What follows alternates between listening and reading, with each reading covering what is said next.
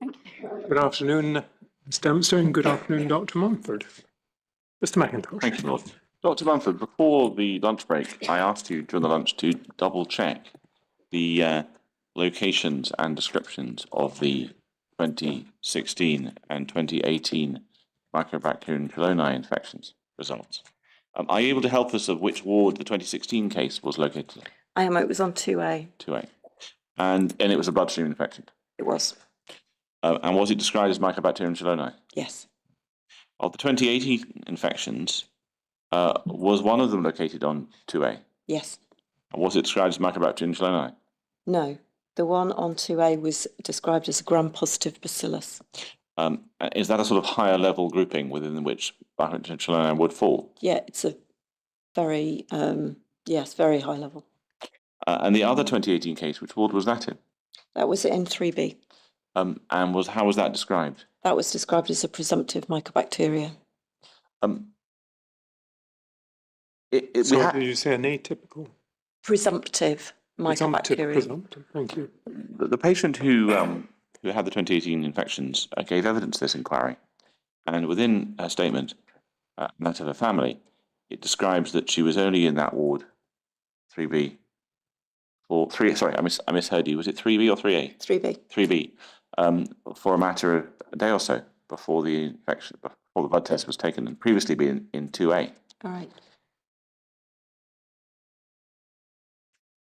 Yeah. In the context of the sort of work that Mr. Mukherjee was doing, would it be legitimate to effectively add that 3B result to the 2A data set and include it within the 2A data set? So when we assign a ward to a healthcare associated infection, we apply the same rule as we do as to whether it's community or healthcare associated. So if a patient comes in and has the blood culture on the day of admission or the next day, then that is community acquired. After that, hospital acquired. So if the patient moved from 2A to 3B and had that blood culture taken within that day or the following day, then it would be reasonable to assign it back to 2A. Would you be able to tell that information from the data set that you have? No. No. Is that sort of information that you'd have to acquire from the medical records? Yes. I think we had some evidence from Dr. Kennedy about how he did that in his work. A few more questions about Mycobacterium cheloni. It's about water testing. Yes. And when it should take place.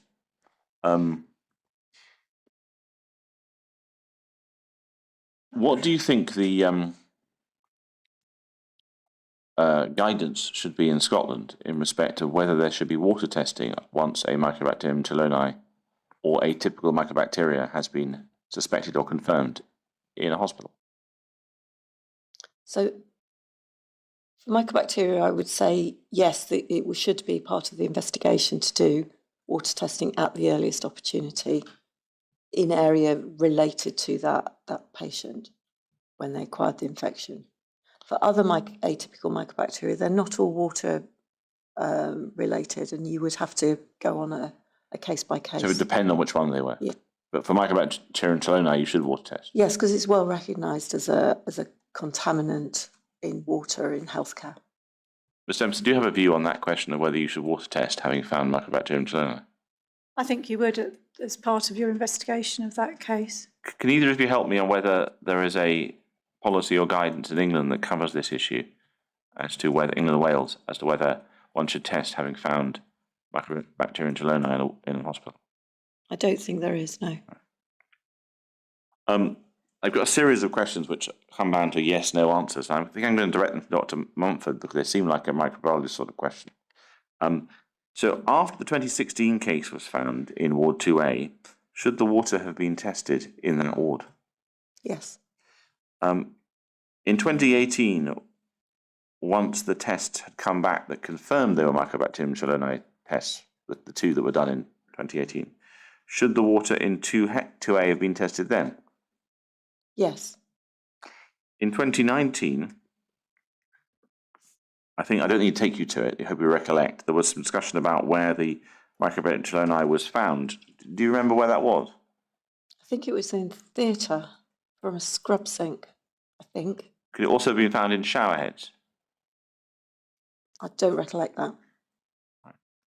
I may be getting confused with a different patient, but I think that's what comes back to what I was saying about needing to track back that patient's journey and see where they had been and what the water So that's the sources were. primary thing that you would do when you found it, is you track back. Yeah, and that would guide your water testing. The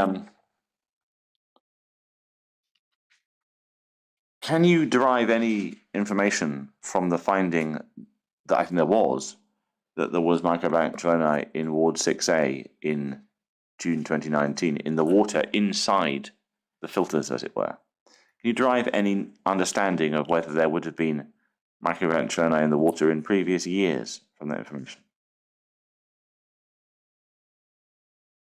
No, I think a water test is as good as the day that you take it. It doesn't tell you what was in it previously. Thank you. Right, what I'm proposing to do is ask a couple of other questions which I passed over rather too quickly. Going back to your report, if we could go back to your report, which is Bundle 21, Volume 1, it's all in section 10 and 11, and I wonder if we can go to page 172, please. So this refers to your final paragraph of 1028, and I've been asked to check your source of a piece of information. So do you see that within paragraph 1028, Dr. Mumford, you record a lack of airlocks allowing air to flow from a general ward into the BMT unit 4B? Yes. What's the source of that particular information? So there was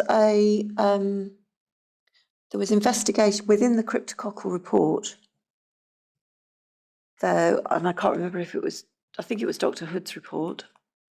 There was examination of the airflows around the entrance to 4B, and they found that the air pressures were such that if you open the door of 4B and you open the door of the next ward, the air flowed from the next door ward into 4B. So that's the source for that? That's the source of that, because there was some comment about there not being airlocks in place, and therefore when they opened all these doors, that was the way that the air flew. If we can go on to the next page, page 173, which is a chapter about aspergillus. In 10.31, you refer to aspergillus biofilms being capable of causing disease and render those diseases resistant to antifungal therapies.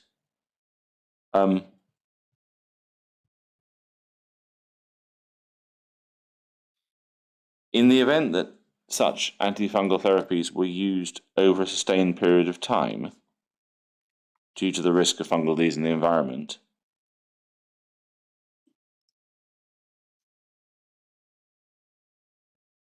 could it be inferred that effectively the antifungal therapies, antifungal resistance, is a consequence of using the antifungal treatments? Not necessarily. Organisms can develop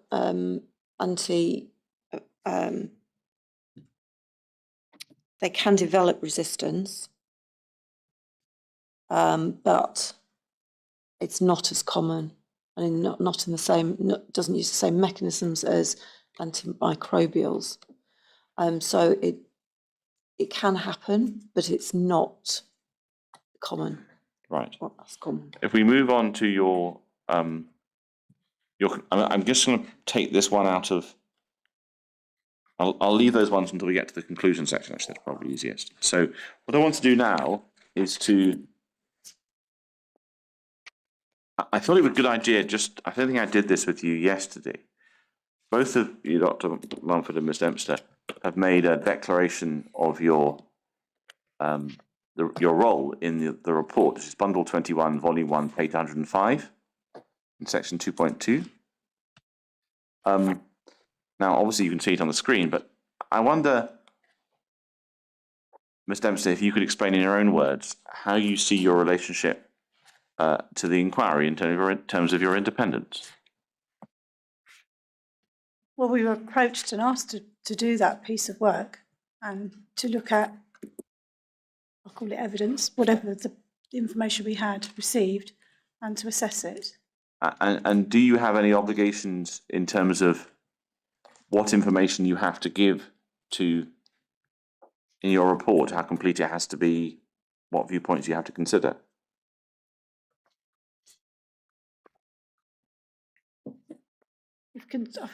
We've considered everything that we were asked. Is that what you're... Well, if, for example, you found out information that contradicted your initial thoughts, are you under any obligation of whether you should produce that contradictory information? Yes, definitely, yeah.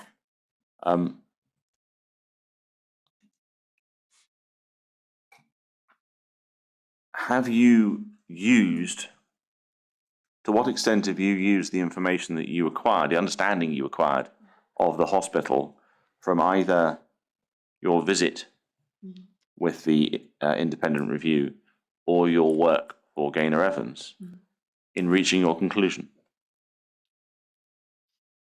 It hasn't impacted on our conclusions here because I was doing two completely different things. Has it in any way ensured that you understand what's going on, or has it affected your thought processes in any way? Probably in a way helped me understand easier and quicker what was going on because I knew about the hospital, the site. So it's contextual from your point of view? Yes. Right. Dr. Mumford, how would you explain your duties of the inquiry as an expert witness?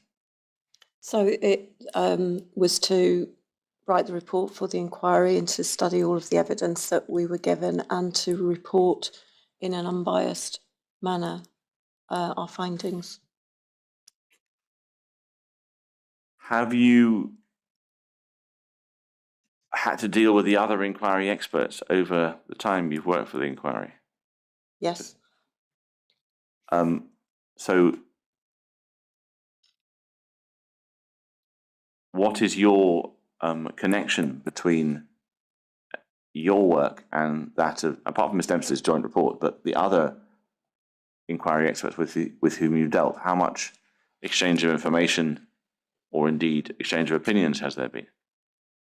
So with Dr. Bennett and Dr. Poplet, very little. I think we've maybe had a couple of Teams meetings with them, but no more than that. And just to talk about how they were getting on rather than the detail. With Mr. Walker, we have had discussions prior to him writing his report, and I helped him to proofread and edit his report at Lord Brodie's request to try and make it smaller. Because it was quite a long report originally. It was originally. And with Mr. Mukherjee, we helped to determine the methodology at the beginning, taking his advice on the epidemiological process. Because originally he was producing a report jointly with the two of you. Yes. So we were going to originally asked to do a joint report, the three of us, and then it quickly became apparent that it would be better to split the quantitative from the qualitative, as it got the format of the report became too complicated, and we lost some clarity. So we separated them out, but that was actually relatively early in the writing of the report process. Was it originally intended that your report would be the last one to be written? Yes, and we were asked to take into account the work of the other experts when we were writing our report. And might it well be the case that I had to press you to produce your report, even though Mr. Poplet's water report wasn't finished? You did indeed. Right. In order to get it to call participants in good time. Right, I'd like to turn on to a group of questions that relate to the role and actions of the IMT chair and lead ICD. We've already discussed some issues in 2015 and early 16. And I think what I'll do is I'll divide these questions between the two of you, but I'll start, because it's the lead IMT and lead ICD, with Dr. Mumford each time. But I'm conscious that in England, a DIPSI might well be a nurse consultant. Is that correct, Doctor? Therefore, Yes. I'm very keen to hear Ms. Dempster's point of view as well. So we've heard quite a lot of evidence about the IMT chair being in charge, the lead ICD chairing the IMT, bringing evidence to it, organising its meetings, inviting people to attend. What's your assessment, Dr. Mumford, of the level of authority granted to the then lead ICD in NHS Greater Glasgow each of the following years? And it's really to see whether you felt that the ICD chair in their role as chair of these IMTs had what you considered to be the appropriate amount of authority. So in 2016, after Dr. Inkster took over, in those IMTs that year, perhaps before until she went off on sick leave, did she appear to have the appropriate level of authority for the task she was doing?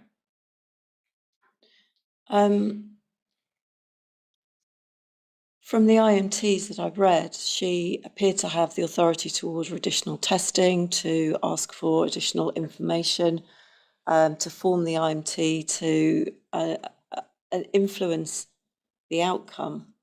But I think that's as far as it's possible from what I've read to say what her level of authority was.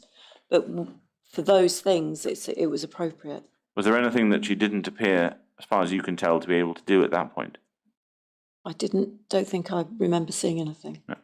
Now, obviously, during 2017, she wasn't in post, and there was IMTs were chaired by a number of different people. So the question is more diffuse, but I might as well repeat it. So during 2017, do the people who were chairing IMTs appear to have the appropriate level of authority in that role, as far as you could see? I think so. I mean, obviously, it was more difficult with a number of people who were taking those chairs. And I think there was some disparity in the experience of some of the people who were taking the chair, and that so whether they exercised authority in that space may have been variable. Ms. Dempster, just focusing on 2016, 2017, do you have any comment about whether the IMT chairs at that point had the necessary level of authority to do their tasks? I think they appear to, but we're reading a note of a meeting, so Yes. it's very different to actually being present and understanding. I appreciate that. And there's more, of course, granularity as we get on into the following year. Dr. Mumford, if we think about 2018, and to keep it simple, I think we think about the whole year. Obviously, there's lots of events going on. And you've had some evidence already this morning about how you felt the matter should have been managed after a certain point during that year. But have you any thoughts about the level of authority that was being granted to and exercised by Dr. Inkster as chair of those IMTs in 2018? I don't think the level of authority changed. I think the expectation may have changed for such a big incident, about her ability to carry on as normal, if you like, and manage in the same way that they'd previously managed. And so I think for the expectation that there was, that this very large incident would be managed in the same way without additional resource, for example. And by resource, you mean additional sessions? And people. And yeah, but sessions, people's support, all of those things. And I think and I know from other sources that the laboratory struggled with the increase in testing. So there was a definite need for further additional support, but I don't think her level of authority was different. And you've already described what you thought should have happened at that point, so we'll sort of park that as part of it. Do you have any issue, one way or the other, with the number of more senior managers, that is, sector managers who are managing service or associate medical directors, deputy medical directors, heads of estates who start turning up at meetings in 18 and into 19, or is that something that's sort of to be expected given what was going on? I think it is a factor of what was going on. And it's also a factor of the complexity of it and yes, it was definitely because of the complexity and what was happening. Ms. Dempster, do you have any thoughts about how the IMT chair was working in 2018? I think it must have been incredibly difficult for one individual to sustain that momentum of ongoing meetings, and whether you had a deputy chair who you could share some of the workload with, I would think it'd be incredibly onerous. But you need somebody who's close to the IMT to understand, because you don't want a random chair to arrive who doesn't understand what's going on, because then you have to go back, explain it all again. So I think it was what Sarah said, really, a support to the IMT chair or a deputy. So a support might have been more sessions for her or a deputy. Yes, yeah. And would you agree or disagree with Dr. Mumford's comments this morning about the need for a sort of management structure over and above the IMT? I think there is, when it comes to a big incident and you're going to take some major, steps in your hospital. It needs to be made by the executives as well. Now, before we move on to 2019, I'm going to ask both of you to comment on what you've heard, and I appreciate you haven't heard all the evidence, so I don't think either of you heard Ms. Dodd's evidence. I think you've heard Dr. Inkster, and you've heard Sandra Devine, and you've heard Mr. Kennedy, Dr. Kennedy, but you haven't heard all the members of the IMT. So with that sort of rider, do you notice any change in the relationship between the IMT chair and the rest of the organisation at any point between the start of the water incident and, say, the end of July 2019? I think there was some frustrations building. I suspect some of that was because of the complexity. Some of it was because of the pressure, both on the chair and the IMT as a whole, to resolve the issues which were proving so difficult. And I've read reports that people have behaved badly in IMTs and so on. And I think it's a function of the stress under which everybody was trying to work. I think that you do begin to become touchy with each other, and you do begin to not be as a cohesive a team as perhaps you were at the beginning of the incident. But is there any point when you see that frustration or tensioniness coming to the fore from the material you've looked at? I'm rubbish at dates. I think at the point that Dr. Inkster was removed as chair. Do you see that as an August 2019 issue? I think there were problems all the way through, but that was kind of the culmination of it. Ms. Dempster, do you have any thoughts about, given the material you've listened to, whether there's any point of inflection or change in the level of frustration across the IMT? I agree with what Sarah said. There was clearly building up to the change of chair, and I've read, but don't ask me where, about colleagues who were attending from Health Protection Scotland, attended in pairs rather than individually. That might have been later in the year. Later, okay. So no, but was that the point you see it as? I see that as significant, yeah, right? Yeah. Okay. So thinking about 2019, Dr. Mumford. Well, I think I'll come back to 2019 and do it differently, because I think it's probably more complicated. What I want to do is think about the actions of Dr. Inkster in 2019. And I want to ask you, well, I'm not going to ask you what you think whether Dr. Inkster did the right or the wrong thing, because that's possibly unfair. But I'd be keen to know if you think it's something you can answer, whether what she was doing was reasonable or unreasonable in the circumstances. And if you haven't got enough information, you're not comfortable, then please do say so. There are only 4 of them. And The first one is, do you think setting up the expert subgroup on for the Cryptococcus IMT was a reasonable course of action by Dr. Inkster? Yes. Any particular reason why? Because because they needed to take away some of that work to a defined group in order to not have to do that all within the IMT. Splitting yourself was absolutely the right thing to do, to allow certain people to concentrate on that when the IMT continued its work. There was a decision on the 18th of January 2019 to decant the patients for a short-term decant to the clinical decision unit. Now, I mean, without even suggesting it's Dr. Ink's decision, was that itself the decision of the IMT? Was that decision reasonable on reasonable circumstances, looking at it from where you stand now? I think it wasn't all the patients, was it? It was a small group of them, but I think if you have a situation where you need to do some work on a ward and you have vulnerable patients who you need to protect, and the reason you need to do the work is because it's putting the patients at risk, then it's reasonable to move them temporarily to allow some of that work to go ahead.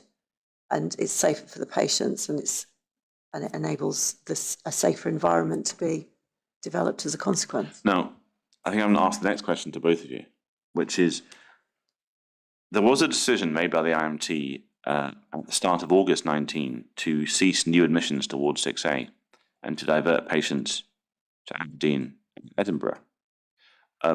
Now, you've obviously read a lot of material around about those events. Ms. Dempster, given what you know now, was that decision reasonable or unreasonable in the circumstances? I think it was reasonable because people were concerned. Wouldn't there be an issue that it causes disturbance to the patients? They happen to go to a strange city and some distance away from their family, potentially. Yes, and I'm sure that those risk issues would have been considered by the clinical team. It wouldn't, again, I'm sure the decision wouldn't have been made by the IMT chair to completely divert patients. That would have been made by the clinical team. And I'm sure the clinicians with responsibility wouldn't have wanted those children to go there if they could carry on providing the care where they were. Dr. Mumford, do you have anything you want to add about this decision? I slightly disagree. I'm not saying it wasn't a reasonable decision to take, but I think it's a decision which involves service provision and changes to that service provision. And on that basis, I would have expected that to have been taken at a higher level. Rather like the decant in 2A? Yeah, because any decision that affects service provision in that way should be escalated up rather than taken lightly. Would that have involved, well, there wasn't an equivalent to the water review group for 6A at that point, as far as we know, but would that involve effectively an executive group similar to the one we looked at for 2A? Yes, yeah. What? Now, I also like to look forward in past August the 23rd to the time when Professor Leonard was reporting to the IMT, I think alongside Professor Jones. And there was a point at an IMT on the 18th September when the two of them gave advice to the IMT that they considered the Ward 6A then to be microbiologically safe. Now, there was some pushback from HPS, RHI, and it took a few more weeks before that decision was approved of by HPS, effectively by Scottish ministers. Knowing what you know, on all the information you've been able to review, do you have a view on whether that declaration that the ward was then microbiologically safe was reasonable or unreasonable in the circumstances? I think it was unreasonable, and I think that they didn't have enough data to prove that the ward was safe. Why do you say that? Well, it's not recorded in the IMT that they had enough data, but I think they were trying to obviously trying to reopen it as quickly as possible, and the HPS and I were absolutely right in saying that we're not comfortable with the amount of assurance that we've had. But they did eventually. They did eventually, and that's fine. But on that day when they made that declaration, I remember reading it and going, "No, it's not." So do you think it's possible that its reasonableness might have changed by the time we get to November when they do make that decision? Yes, but it's it's not a decision that you can do a bit of work and not test and not ensure, not check and make sure that it's all done properly and that it's safe and do all the testing that Dr. Inkster had done previously on particle counts and all of that. That would have been helpful to have done that again in order to ensure that the amount of fungal contamination in the atmosphere had gone right down. So if we move forward to November, to the point after the October, or that's the final version in November, 2019 HPS report is published, and that bullet point we looked at before lunch, where HPS recommend that GGC review the closure of the ward to new patients. How do you feel about the decision that then made in November to reopen the ward for new patients?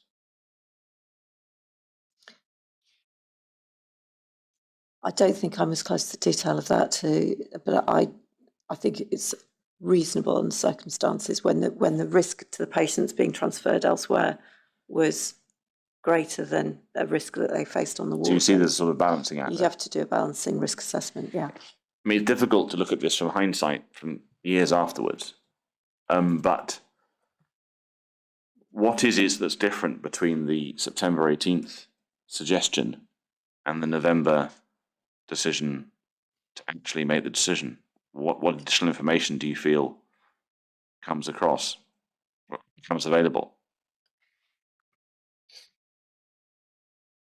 I think they have. Do they have Dr. Hood's report then? At that No, point? Hood's report doesn't No, arrive that for was years. later. Then my memory is letting me down. I'm sorry, I can't remember. Could it be within the 2019 HPS reports? Yes. Should we just look at them? Because Yes. I think it's important to get to the bottom of this. So it's bundle 7. And the final version of the report, I mean, I'm conscious that Professor Stevens noticed a change in the text, but we'll look at the final version. So we'll go to the summary and recommendations, which is bundle 7, page 271.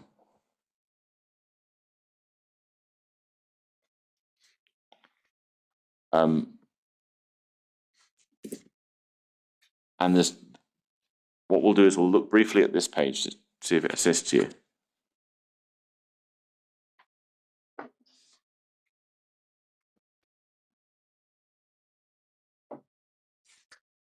And then over the page,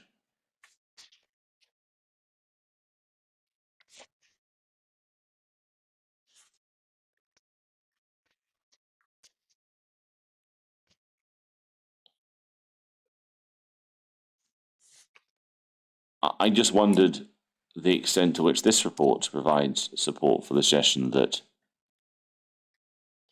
This report doesn't answer that question. It wasn't designed to answer that question. It was around ensuring that the various databases, ECOS and GGC's databases, were compatible and similar enough to be reliable. if I recollect the evidence of Dr. Crichton and Professor Leonard, is that it's the combination of Dr. Kennedy's work on the numbers of infections in the presentation that's made that we looked at yesterday, and Professor Leonard's work on whole genome sequencing that seems to be important. Is that enough information to reach the conclusion that was reached in November, that the ward was then microbiologically safe? Well, by that point of time, they had chlorine dioxide and they had point of use filters. So it should have been safe for that group of patients. But they had chlorine dioxide and point of use filters in the spring, when the second of that round of infections started up. Yes, but the chlorine dioxide, as we know, takes a while to have its full effect. so could not have been expected to instantly cure the problem. But the point of use filters were in place, but then they also detected some contaminated point of use filters at some point as well. Contaminated on the outside, not the inside.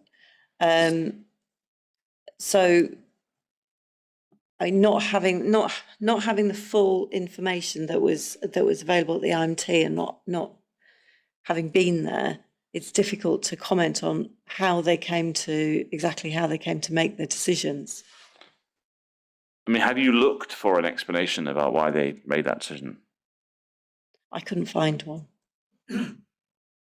Could it be that the information was there in the sense that Dr. Kennedy, Professor Leonard, Miss Rogers, Professor Jones made presentations to an IMT that were listened to, considered, and the conclusions reached? It's just they're not recorded in the material we have.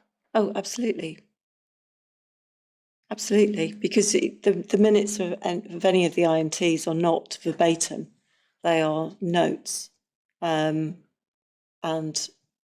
decisions and actions. They're not the full debate that has taken place within the IMT. So if we can recap, you have some concerns about the suggestion on the 18th September from Professor Leonard and Professor Jones that the wall was then microbiologically safe.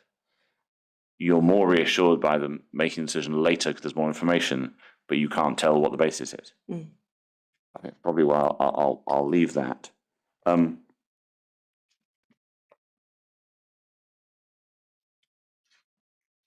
Now, I want to put something to the two of you, which is a little bit diffuse, and so it's not impossible for you to respond and say, no, that's just too soft, I can't deal with that. I get the impression from the way that Dr. Inkster was acting in 2019 and the way she described events that she considered what had happened before in 2018 to be relevant to the decisions that were on the table in August 2019. Ms. Devine talked potentially in a different context at paragraph 330 of her statement about the importance of resetting IMT so that all possible hypotheses were on the table. The reason I mention those two things is to ask you a question, which is, do you have any views about how an IPC team should deal with a sequence of IMTs investigating matters over a longer period of time that might be or might not be related? Should they look back into the past or approach everything with fresh eyes, or is there some form of happy medium between the two? I think there comes a point where you need to do a stock take and you need to look, and I can absolutely understand why you wouldn't do it in the heat, why they couldn't get their heads around doing it in the heat of the moment. But looking back on it, if they had done a stock take, if they got information on all of those IMTs and reviewed them and done a review in the context of all the other IMTs, then they may well have identified connections or processes that and how what they had done in each IMT had actually affected what happened next, if they were connected, whether they'd made any impact by the changes that they put in place, and just review the whole thing, the lessons learned, the actions implemented, and how the whole thing happened over a longer period of time. I think that's really important to do, and and just as important as when you're doing a long IMT. So for the water incident, perhaps take stock at various points within that too, and when you stop and look, and because otherwise it's really easy to go down a rabbit hole which you don't notice until you're too far down it. If you do a stock take, you can see what the lessons are, you can see what actions you've done, you've seen what the effect of those actions is, and whether or not you need to change anything, and what you think the next things are going to be, rather than just deciding all of your actions at the beginning and following them. Is this sort of exercise the sort of thing that we saw in the meeting chaired by Miss Imbrie at the end of May 2018, the Water Incident Review meeting, or is it something else? Possibly. I can't remember the minutes of that meeting and what that outcome was. I'm going to put it to you just in case I think I won't. If you can't remember, there's no point doing this on the hoof. I have a question that, well, firstly, Ms. Dempster, have you got any thoughts about this idea of how you deal with an ongoing incident? I think it is important to take stock and to also keep some kind of overall timeline of what you're doing. Otherwise, you forget, when did you put the point of use filters on? When did the admissions change or stop? So it is really good to see what you did when, and then see what impact that has on infections as well. Right. Now, Dr. Mumford, I should have asked you this question a moment ago when we were discussing the decision to stop new admissions, but I didn't realise I'd written it down at that point. So Dr. Armstrong gave some evidence that she had formed the view that that decision to stop new admissions was the wrong decision. That was her evidence. I wondered, what should she have done as medical director if that's what she thought at the time? So I think as an executive, if you really disagree with a decision that's been made further down, you should challenge it nicely. You know, I can imagine a scenario where she could have gone to Dr. Inkster and said, can we talk about this decision? I'm not sure if I understand why you've made it.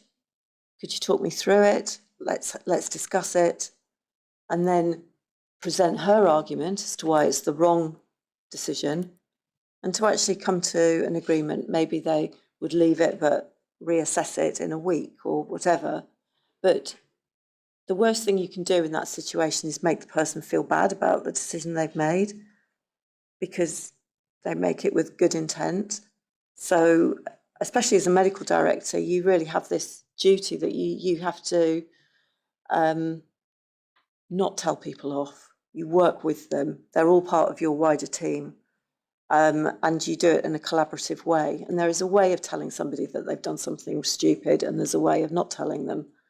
And I think just a conversation face to face at that point could have, made everybody feel happier. I mean, there were conversations face to face at the time, it's worth saying.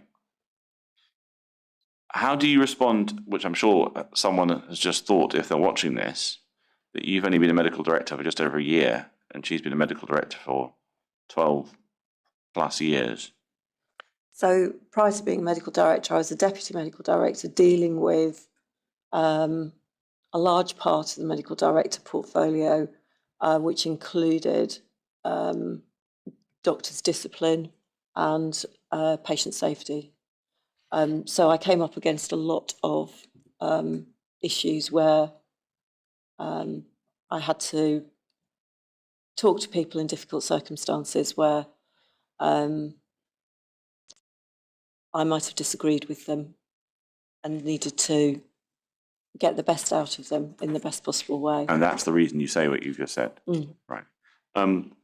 I want to look at part of your report, which is at page 116 of the report bundle.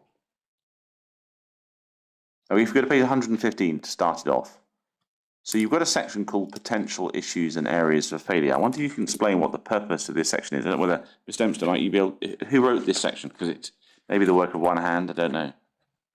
Joint hand, I think. But Ms. Dempster, would you be able to explain what the purpose of this section is? I think it's, well, certainly from our experience of working in IPC for many years, there's often many points that things begin to not quite go to plan. So is this a sort of list of potential problems? Yes.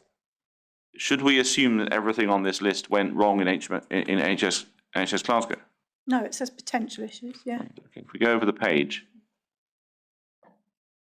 at 3.30 you say culture.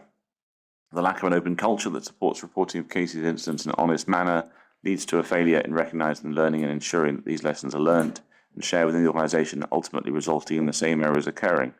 When you wrote this, were you writing this about what you had observed in NHS Greater Glasgow, or listing a possible list of problems that could occur? We were listing a list of possible things that could occur.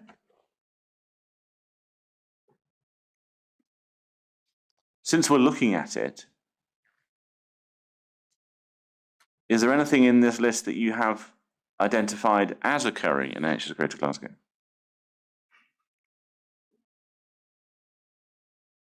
Shall I?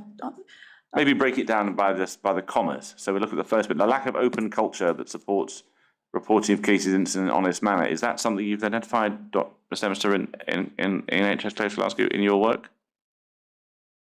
Well, whether it's in an honest manner, perhaps that's a bit different, but I think we would say we would report probably more often. Sorry, I didn't pick up I think, that. I think if you could say that a bit louder. Sorry. We have identified cases where we think things should have been reported. But you haven't identified a lack of honesty. I can't say it's honesty, no. No, right. Now, is there anything you'd say about that, Dr. Mumford? Is there anything that you've identified about that first sentence? No, I would agree that we have seen cases where we would have thought that cases should have been reported. I think the moving on to the next part of the sentence, I haven't seen evidence, and I hope it does exist somewhere, about how the learning is shared. I know it goes through a committee structure into governance meetings, but I haven't seen further evidence of how learning from incidents is shared with the wider staff of the So if you haven't looked at call briefs or anything like that, or these briefing emails and documents? No. No. Have either of you noticed, in the case of NHS Greater Glasgow, examples of errors reoccurring in the field of infection prevention control around these cases in Schiehallion? Dr. Mumford, do you want to help with that? So the same mistakes reoccurring. I think they're looking through the IMTs. There are a few themes which come up over time. There's something about cleaning which appears as an issue, not in every IMT, but from time to time. There's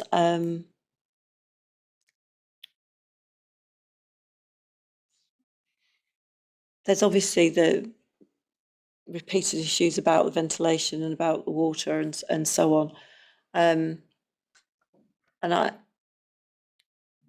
But I don't think I can think of anything else other than that. Do you think of any other? I mean, you may not have found any, but any examples of the same errors reoccurring that you've identified, Mr. Dempster? I can't think of any of them. But in any event, that paragraph 3.3 is a list of things you in a sense were looking for, not what you found. Yes. Yes. Yes. Thank you. Dr. Mumford, I wanted to ask you, I think you've already touched on this, which was the duties of a responsible officer. But it occurred to me as I was reflecting overnight that actually there was some evidence I need to put to you. We have some evidence from Dr. Decasecker about annual appraisals. To what extent would you agree with the characterisation that a doctor is basically entitled to write their own appraisal? An appraisal should be a two-person thing between the appraiser and the appraisee. The appraisee obviously provides a lot of information which is written within the appraisal. And then it is for the appraiser to write their comments, which are based around the conduct documents of the GMC, and they should be split into those domains of good medical practice, demonstrating that doctor abides by those good practices. There should be no opportunity for the doctor to write the appraiser's comments for them. They can review them before the appraisal is signed off, and they can comment and they can disagree with comments, and they should write, if they want to disagree, then they should write that in the box provided. But ultimately, an appraisee should not write their own appraisal. To what extent, what comment do you have on the evidence that an appraisee can choose their own appraiser? Yes, and that is an accepted practice in a lot of organisations. Peer appraisal has been widely used for under the GMC for as many years as I can remember. I think there's a movement in some hospitals to move to a split process whereby you have a certain number of years where you can choose your peer appraiser, and then there's a few years where you have somebody nominated to be your appraiser.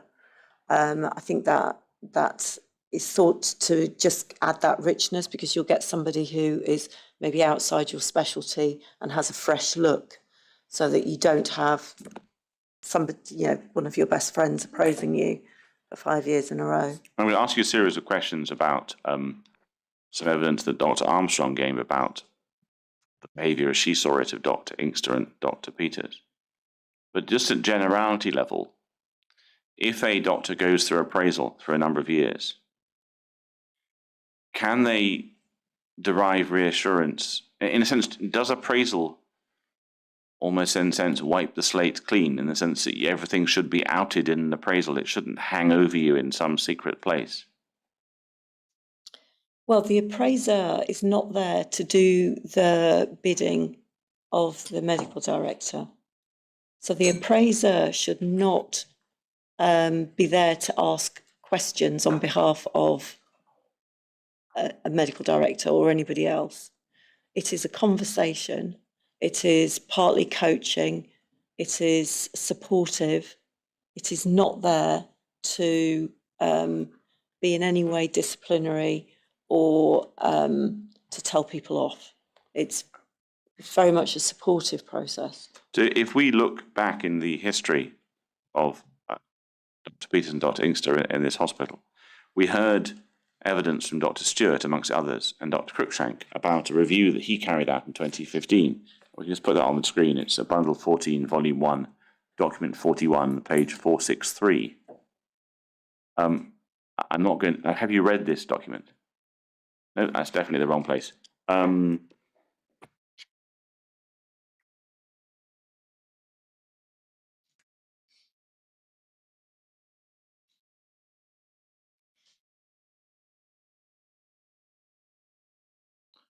464. Have you read this informal review by Dr. Stewart? Yes. Now, it's fair to say that in it makes certain findings, some of which perhaps subtly relate to what other people think of some ICDs. Is it reasonable to think that any concerns about an ICD microbiologist in this report would make it into their appraisal process, or would it have to get picked up a different way? Well, if this report was shared with the microbiologists concerned, I would expect them to then take it to their appraisal and discuss it and reflect on it with their appraiser. But if it wasn't shared with them, they couldn't do that. If it wasn't shared with them, it wouldn't make it there. If it wasn't shared with them, can the author of it, I didn't ask him whether he did this, but could an author of such a report get it to the appraiser the other way around? Is that allowed? They could, but it wouldn't. The appraiser couldn't bring it up. The appraiser is not there to say, I've seen this report and it's not very good, what do you think about it? The appraiser is there to have that conversation, which is supportive and not to be, as I said before, ask questions on behalf of the medical director or deputy medical director. So the evidence in the appraisal comes through the appraisee, effectively? Yes.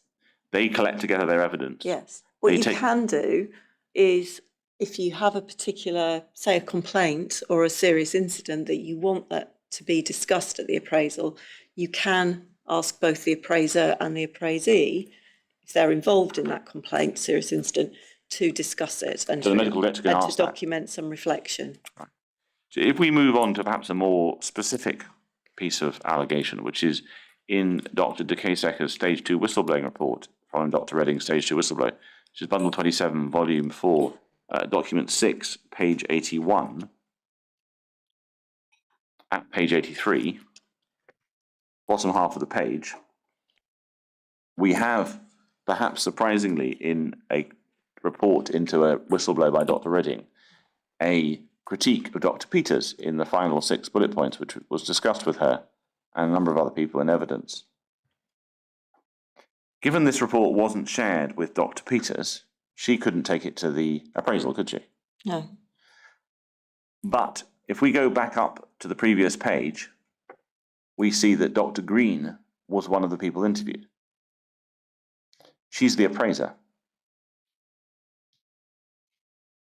Can she or should she take this information, if she has it, into the appraisal? Not if it hasn't been shared, no. No. And could the medical director direct the two of them to discuss it Only if they shared it with both of them in advance. in advance? And if it wasn't shared, they couldn't discuss it? No. No. If we just take that off the screen and we just think for a moment here about where the world stands after that report. Dr. De Caseca was quite determined that she felt it was important to write it down, what she was told about Dr. Peters. What, if anything, can a medical director do once they receive that report to take action in response to these concerns expressed by unnamed people about Dr. Peters? So every organisation should have a doctor's discipline policy, SOP of some description, which will help them through that particular mire. My approach would be to sit down with Dr. Peters informally to discuss the comments that had been made about her and to ask her how she reflected on it and have a coaching conversation about how she could adapt her behaviour in order to not run into the same issues going forward. I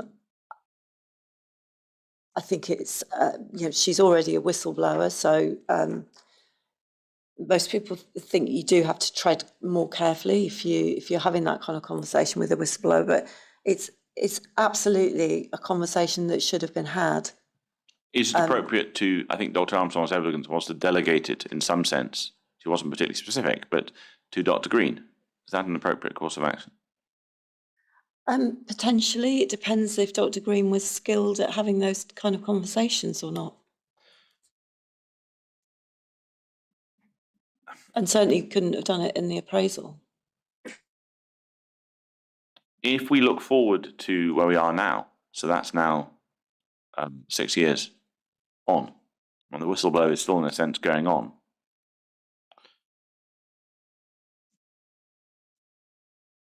is it in any way notable that it doesn't seem to be the case that these particular concerns have been ventilated in some sort of formal or informal process with Dr. Peters? Does that give you any concern, or is that, in a sense, understandable given there's a whistleblower?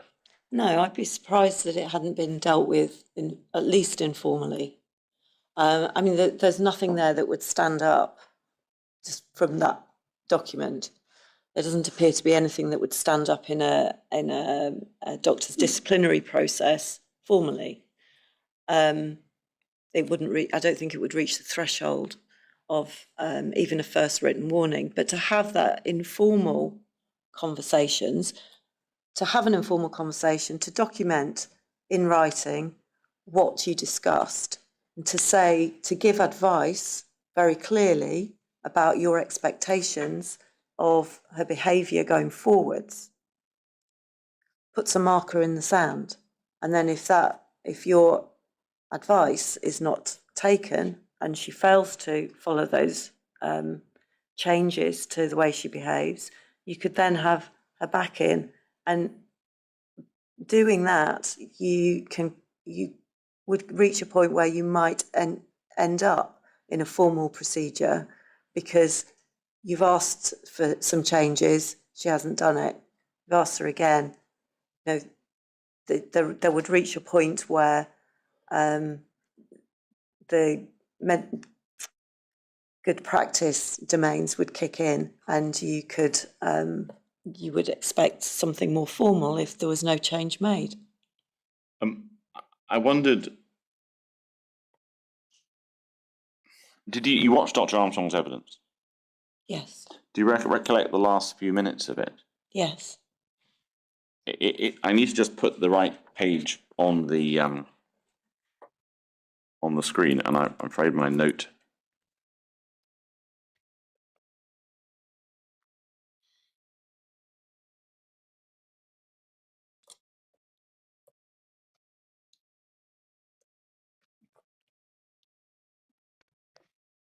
Give me a moment, please.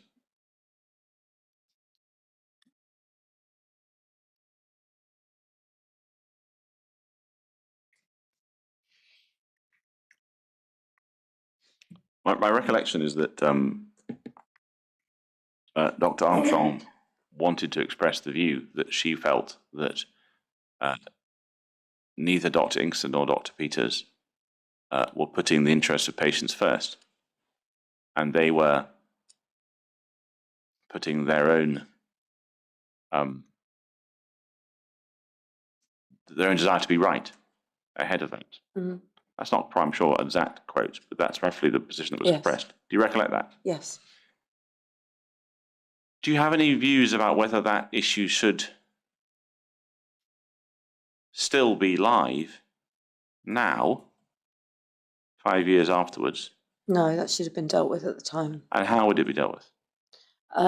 Again, through initial informal conversation, but I think that if you genuinely had evidence that a doctor was putting their own best interest before a patient's, then you would have to take disciplinary action, put them through a maintaining high professional standards process. Sorry, just lost the last few words. Put the doctor through A maintaining high professional standards process. And it's effectively the internal analogy of the GMC process. That it's not the same as what the GMC would do.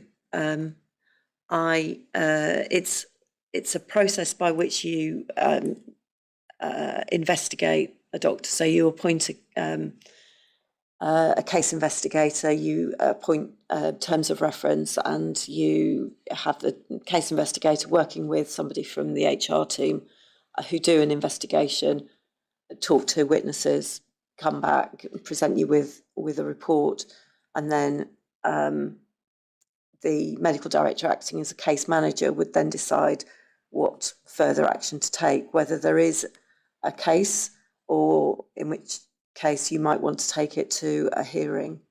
And each board might have a different approach to that in terms of procedure. It's certainly in England and Wales, it's a fairly standard process, and it's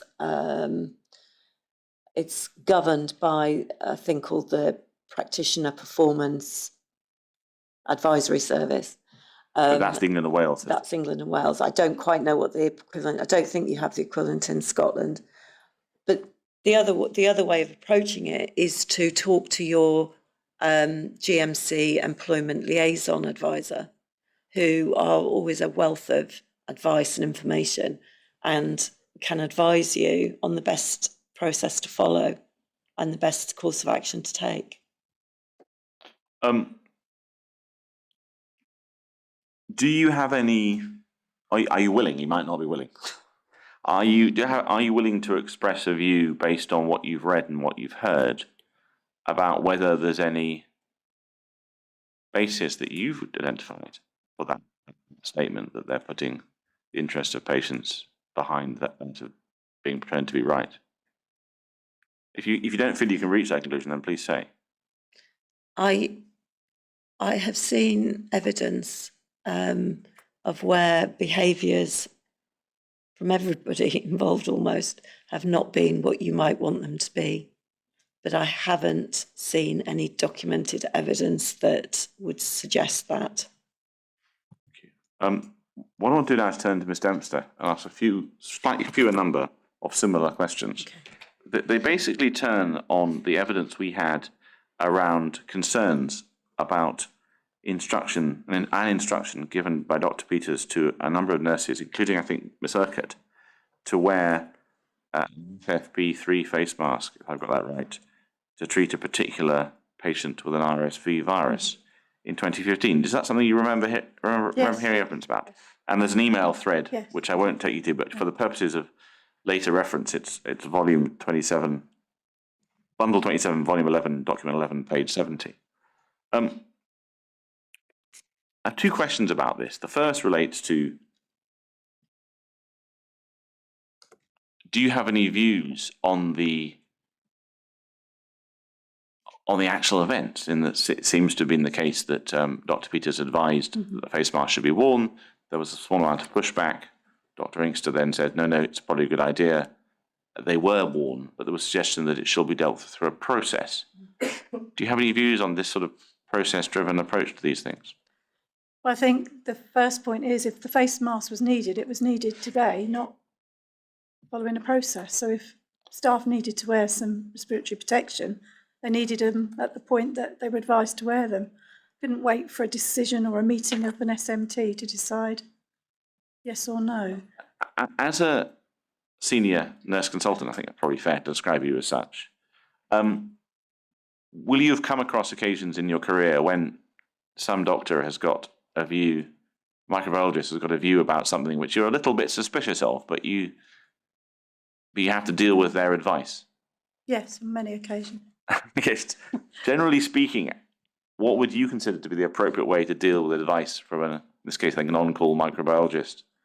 Well, I think I would always start from the point that the person on call made the best advice that they could give at the time, probably without full information. Perhaps had a phone call in the middle of the night, I don't know. They've made a decision. So then in the cold light of day, if you like, I myself would, or a member of your team... But you'd follow it initially? Yes, definitely, yeah. Well, the microbiologist wouldn't have told, I'm assuming they would have, when they phoned the ITU, would have said, now wear masks. They'd told them, the clinical staff? Yes, yeah. So I would expect when I arrive on ITU, they would be wearing masks because the microbiologist has advised them to wear them. And it's interesting, in the response to the initial email was that the infection control nurse said, actually, I don't think you recommended the best mask, and went back with a higher level mask. Right. And then there's a bouncing of emails. But if it was against what was in the national manual and you thought the advice was wrong, I personally would have gone to ITU with, say, Sara, to meet up with the team there and review the situation, and then either recommend we carry on wearing masks or we stop it because we've got further information, we've got the results back on the patient, we know what we're dealing with. But even if I didn't agree with a microbiologist's advice, I would work with them to come to a resolution. My second question is about the fact that this pops up again and again. Mm-hmm. So it's mentioned in the Social Whistleblowing Report we've just looked at. And again, it's mentioned in the letter from the Chief Executive to Professor Stevens on the 1st of March 2021, which we might just put on the screen. Bundle 25, document 3, page 151.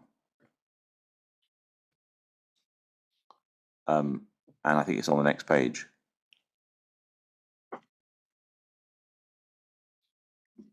I think it's the page after that.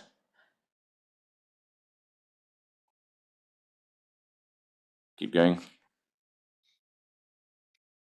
Just going to double check this.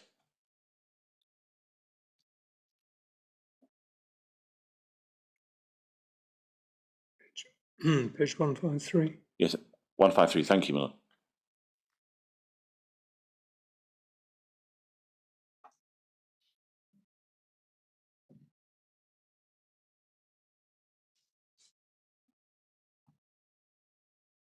Paragraph above data information. Yes, it's we, of course, unable to see the evidence. Yeah. The reason I'm raising this, Ms. Dempster, is because it comes up in this one with a different year, 2018. And I want to put to you a sort of hypothetical scenario and see how it should be carried out. let's imagine a scenario where there's a hospital, there's something like this happens. In what circumstances would it still be relevant 7 years, 6 years later? I don't think there would be any. I mean, presumably if it's a real problem, you'd take it up with the medical director And it would be dealt with. And even if you had members of the team saying, we're going to the RCN, people do go to the RCN if they've got issues at work, that happens. Yes. But I don't see the relevance of raising it. When it comes to, for examples of, if it is the case that Dr. Peters sent quite a lot of emails, what's the correct process for infection control nurses who are receiving those emails and feel they're too many? Speak to Dr. Peters and have a conversation. I think what I want to do now, is to move on to some of your conclusions. But before I do that, I'd like to think about the role of mitigations in your decision making. If you take that off the screen, please. So,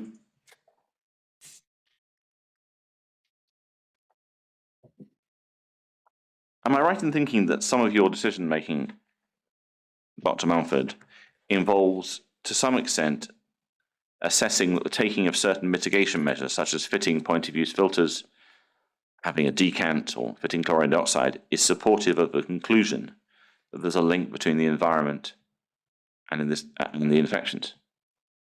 Yes, those actions and the outcome in the decrease in number of infections as a result of all of the work that was undertaken on 2A, 2B. Right, so that, I mean, I'm picking that up as two really quite separate points. The fact that mitigation was taken presumably reflects what was believed at the time by those taking the mitigation measures. Yeah. That's one point. Quite a separate point is that what were the consequent outcomes, which I take to be that the mitigation measures worked. Ultimately, yes. Ultimately. Yeah.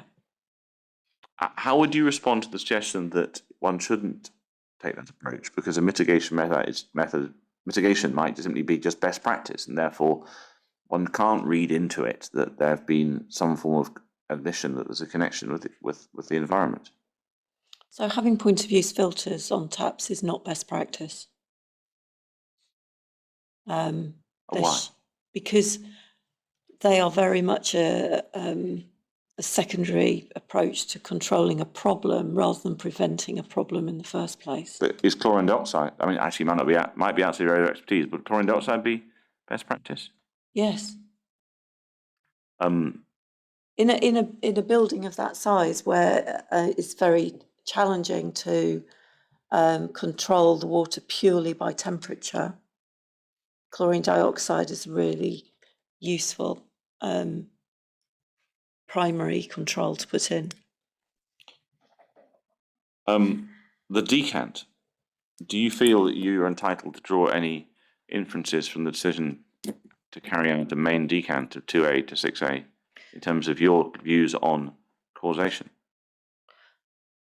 The decant was initially done so that the issues could be investigated, wasn't it, rather than 6A being suggested as a safer place. So that doesn't really play into that argument, I don't think. It doesn't play to the best practice argument? Yeah. Right.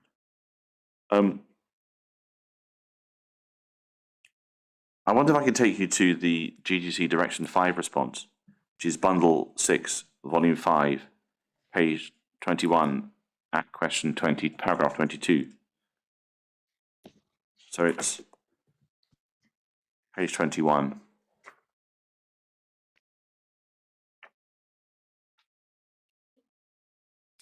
I think it might be Volume 4, actually, on reflection. Yes, Volume 4. Page 21.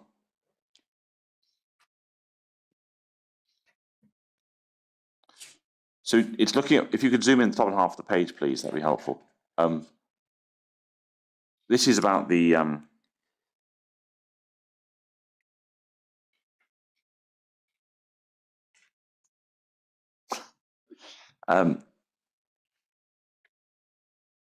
This is discussing your selection with Ms. Dempster and Mr. Mukherjee of the organisms to include in the data set for the epidemiology exercise.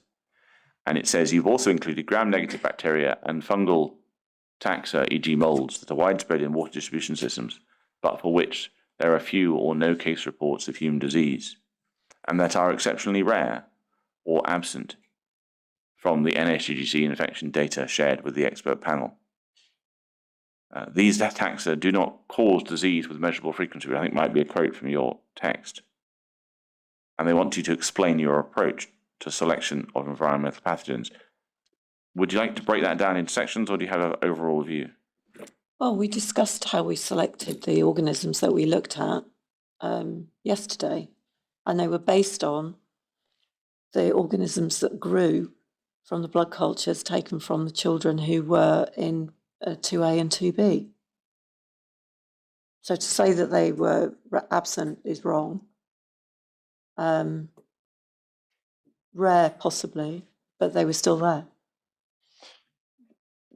Given, and I hope that particular core participant doesn't take this the wrong way, given the number of questions I've asked about Mycobacterium chelonae not being included in this data set, how do you think other patients and families might have reacted if, for example, you had excluded Klebsiella or Enterobacter from these lists because potentially there might be an alternative explanation?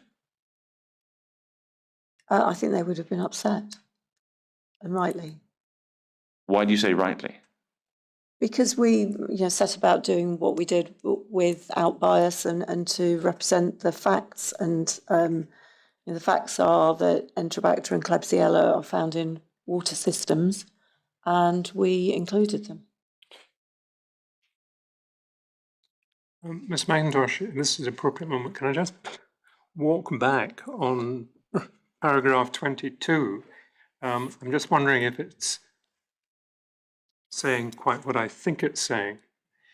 The authors have included gram-negative bacteria and fungal taxa, for example, molds, that are widespread in water distribution systems, but for which there are few or no case reports of human disease. Now, I was about to come to that. Sorry? I was about to come to that. Right, well,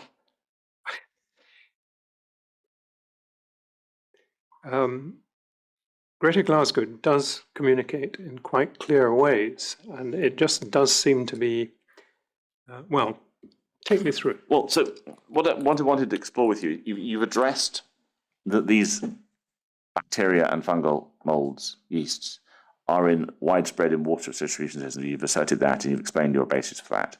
You've explained that they're present in the data set. But I wonder if you can explore with me, but for which there are few or no case reports of human disease. Do you take that to be a reference to published literature? Yes. Is that accurate? I haven't checked every single one of the organisms, but there are very few reports, case reports of Cuprovidus, for example. And why is that?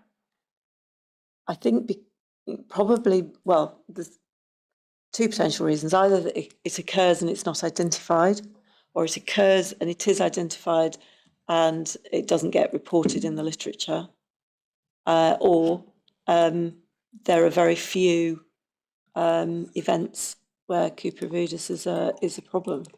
If you, as a microbiologist, wanted to carry out a research exercise to work out, has there been an event like my event when you're looking at a particular infection?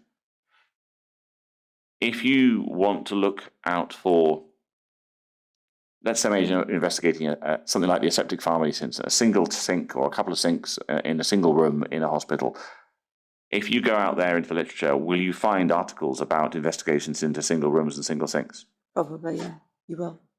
If you go out in the literature, will you find investigations, or could you find, when you were reading up for this, articles about whole hospitals potentially having a contaminated water system over a period of 3 or 4 years?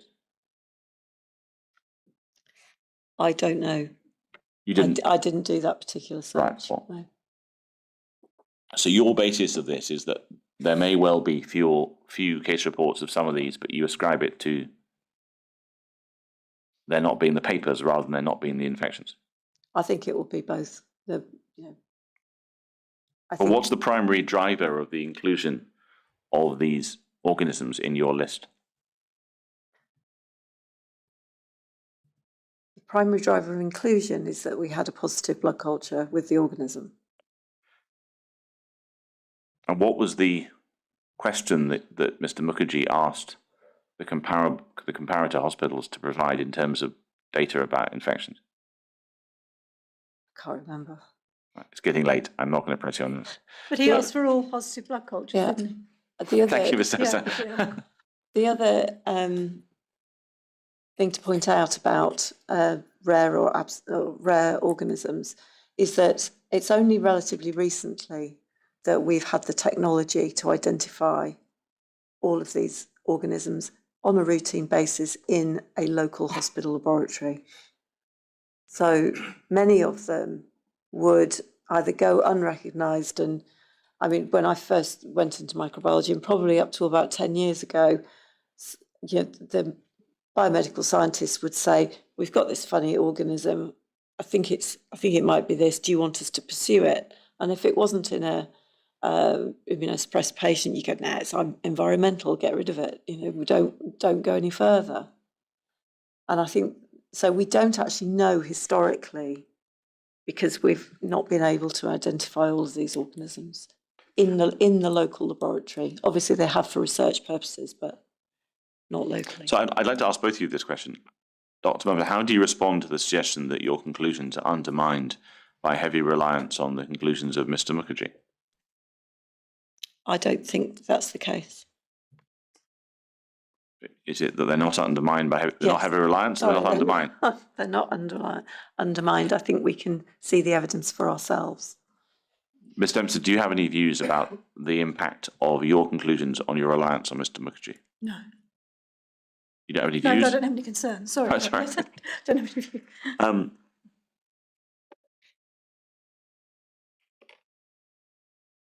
What I want to do is to ask, I think, 3 or 4 more questions. I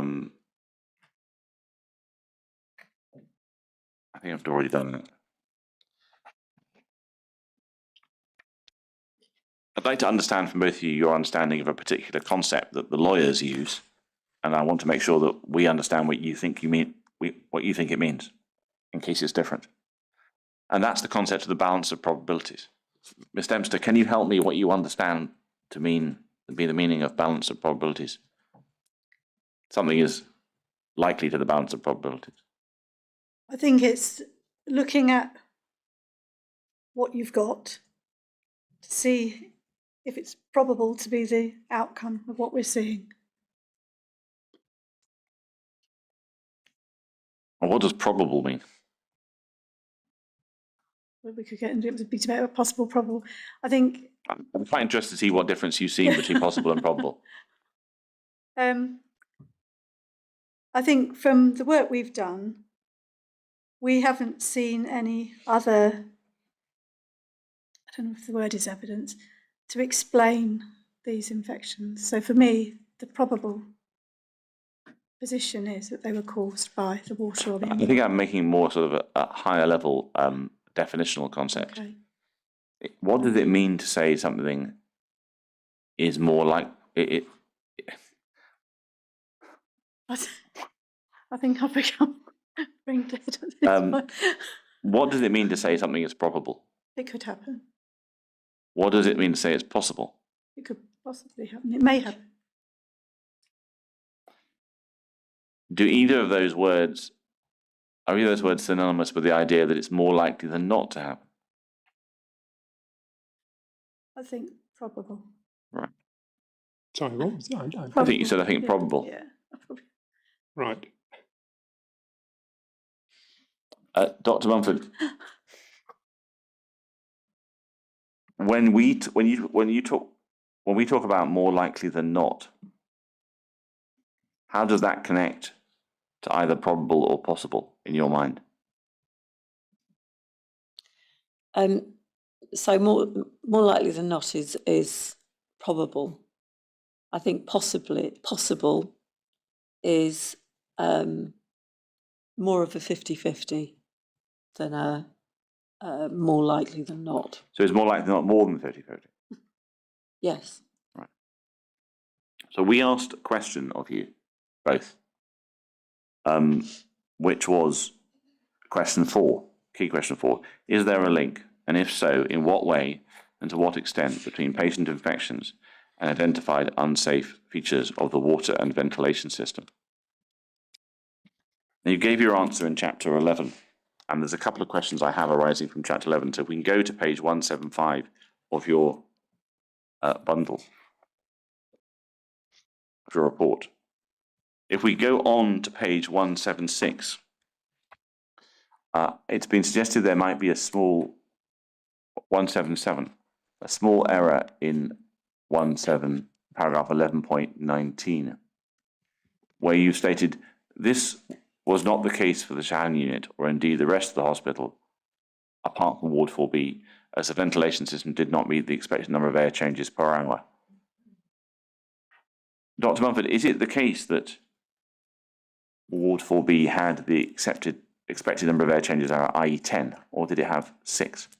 No, I understood it was HEPA filtered by that point. The rooms were HEPA But in filtered. terms of the air change rate, was it ever 10 or did it only get to 6? No, it didn't reach 10. So in that case, 4B didn't. So that's, yes. So, yes, I think I probably had in mind the HEPA filtration in Ward B rather than the air changes. So in this case, 4B doesn't meet the expected air changes rates per hour. Yeah. We can go to 1134.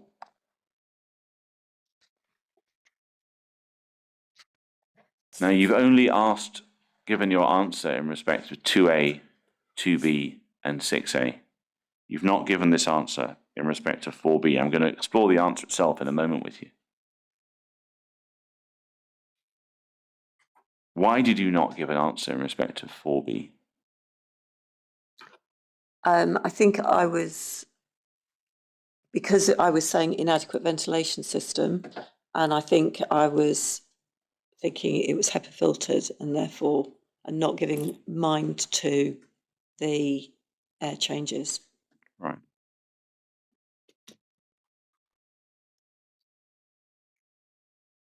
If you wanted, could you have made an assessment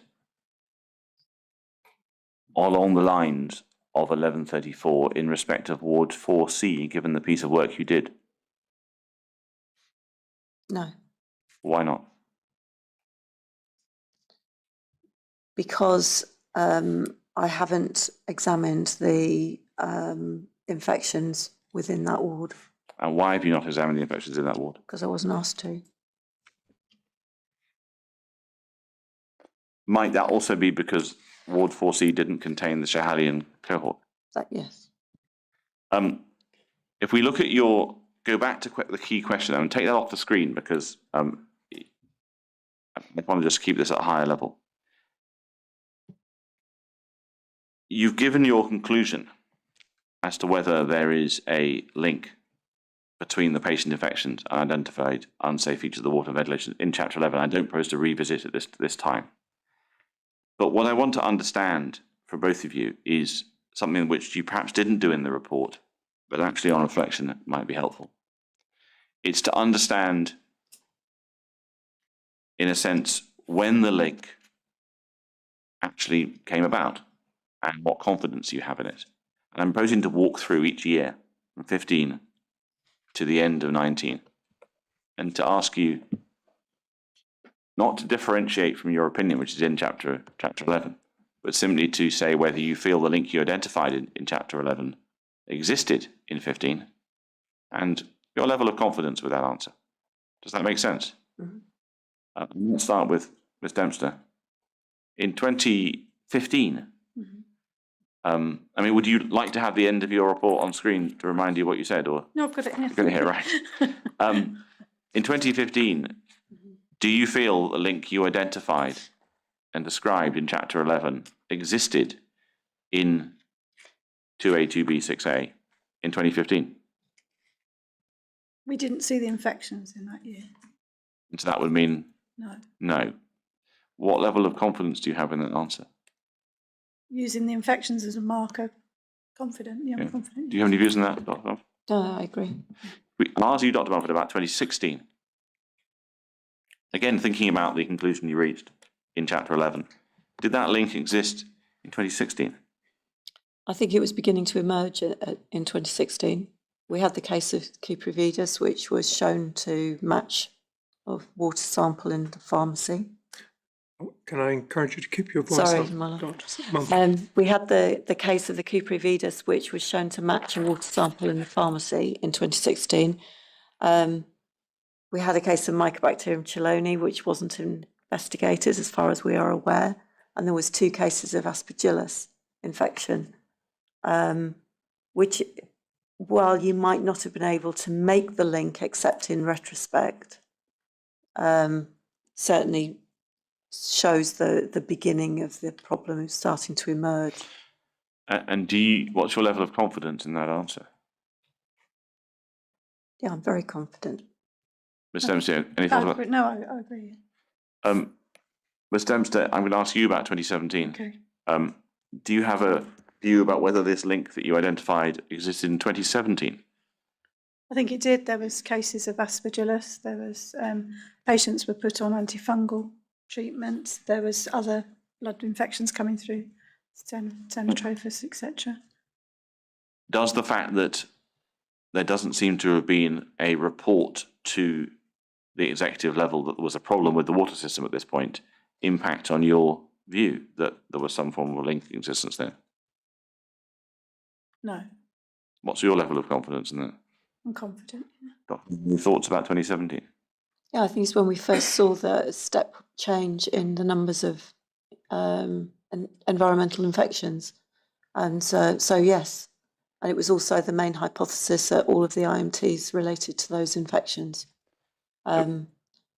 So I'm confident in making that connection then. What about 2018? I think it's worth breaking it into 2 parts. The part in 2A and the part looking at just 2A. Did the link that you've identified exist in 2A in the first 9 months of 2018? Yes, we were still seeing a high number of environmental organisms. And is that not contradicted by the fact there was point of use filters in place, so the opportunity to catch infections would have reduced? So in fact, the number of infections did drop off in the summer. Yes, but we also started to see drain-related infections as well, and there was clear issues with the drains. So if you take the water system as a whole, I think you can confidently say that continued. Ms. Dempster, any thoughts about the first 9 months of 2018? No, I agree. It was. It's a bit more difficult after that. I'd like to break it into 2 parts. The rest of 2018, and then 2019. So the rest of 2018, Ms. Dempster, I'll ask both of you the same question, which is, given that there seems to have been a view in the early part of 2019 that maybe it was all fixed, chlorine dioxide was working, was there. In that winter of 2018-19, was the link that you described still there? Who wants to go first? Well, I would say yes, it was still there. And what's your level of confidence about that? I'm very confident because there were still cases coming through. But would not the existence of the chlorine dioxide system suggest that actually the risk in the water was reducing? It may have been reducing, but we were still seeing cases and the figures were still there. Dr. Mumford, any thoughts about that winter of 18 into 19? No, I agree. And we were also seeing, very late 18, we saw the Cryptococcus, and then we had some Aspergillus risk identified, and they put HEPA filters in. So again, the environment was the source, or seen as the source of those infections. Now, 2019 is a lot more complicated because there's lots of discussion of different hypotheses. Mm. So I'm going to ask the question much more vaguely and openly. Which particular links of the ones you've discussed Dr. Mumford, existed in 2019 of infection?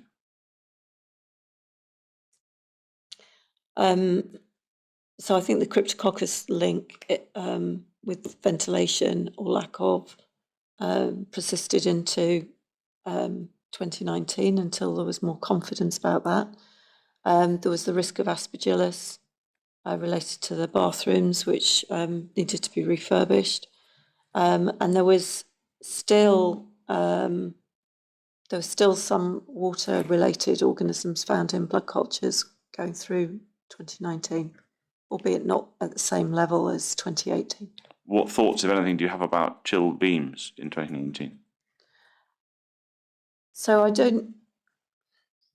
think the chill beams question is harder to prove. We know that there was dust accumulating on the chill beams, and we know that there was some unusual organisms isolated in the dust from the chill beams. And we know that we had leaks, but I don't think there is an established infection link between the chill beams and a direct infection link between chill beams and patients. They are difficult things to manage. I agree with the SHTM that they shouldn't be in hospitals, but I'm not sure that we can identify an infection that is related directly to a chill beam. Mr. Dempster, do you have any thoughts about 2019 in that sort of open way? Any particular links that you've seen? No, I can't think of any more. Now, the final question relates to what happens afterwards. I thought about asking the same questions about 2020 and so on, but of course the pandemic comes along and rather confuses matters. I appreciate you might not be able to answer this given the information you have, but now, or at least at the end of 2023, when you were looking at documents and writing your reports, does that infection link you identified in Chapter 11 still exist? Or do you have any thoughts about that? The way you've asked that question, does the link still exist? Well, does the conclusion? Is that the way? Yes. So, is the conclusion that you've reached in your report about infection link? Do you have any thoughts about whether that linkage that you've identified is still current, or are you not able to answer that question? So within 2A, I don't think we have any evidence that the risk is continuing. I think the levels of infection with environmental organisms have dropped right down. There were 2 patients who had infections with environmental organisms in 2022, and they were both in 2B rather than 2A. And without knowing more about those 2 individual patients, so you couldn't say whether how they'd acquired their infection. So I think the work that was done on the Schiehallion unit has mitigated the risk, bringing it in line with other units across the country. Mr. Dempster, any thoughts on 2A, 2B? I think it is, since the move's gone back, the data shows significant improvement.